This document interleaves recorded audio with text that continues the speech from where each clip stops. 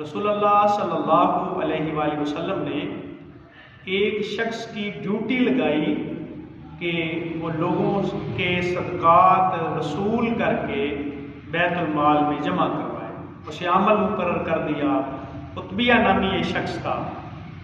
تو جب سرکار مدینہ صلی اللہ علیہ وآلہ وسلم کی خدمت میں حاضر ہوا اور آج عرض کیا، یا رسول اللہ، یہ جو مال ہے یہ صدقات ہیں اور یہ جو ہے یہ لوگوں نے مجھے دیے.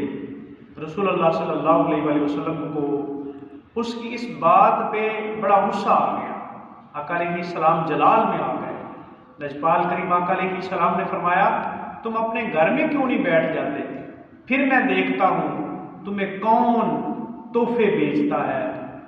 رسول اللہ صلی اللہ علیہ وآلہ وسلم نے فرمایا کہ یہ جو آپ کسی سے کوئی چیز وصول کرتے ہیں، وہ بندہ کسی چیز کے اوپر عامل ہو، اگر اسے اونٹ دیا جائے یا اسے گائے دی جائے یا اسے بکری دی جائے یا اور کوئی چیز دی جائے، آقا علیہ السلام نے فرمایا قیامت والے دن یہ ان چیزوں کا بوجھ لے کے اللہ رب العالمین کے حضور پیش ہوگا.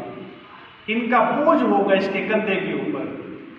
پھر رسول اللہ صلی اللہ علیہ وآلہ وسلم نے فرمایا، اس ذات کی قسم جس کے قبضے قدرت میں محمد رسول اللہ کی جان ہے، میں نے تبلیغ اسلام کو مکمل کر دیا. حضور نے 3 دفعہ یہ جملہ دہرایا. اس سے پتہ چلا کہ جو لوگ کسی عہدے کے اوپر فیض یاب ہوں انہیں احتیاط کرنا چاہیے کہ کسی قسم کے ایسے تحفے تحائف لینے سے اجتناب کریں. اس کی وجہ یہ ہے کہ لوگوں کی تحفے تحائف دینے کی وجہ یہ ہے کہ کل کو یہ شخص ہمارے کام آ سکے. اس لیے رسول اللہ صلی اللہ علیہ وآلہ وسلم نے اس چیز کی ممانعت فرمائی. آپ نے سختی سے فرمایا تم اپنے گھر میں بیٹھ جاؤ، پھر میں دیکھتا ہوں لوگ تمہیں کتنے تحفے دیتے ہیں.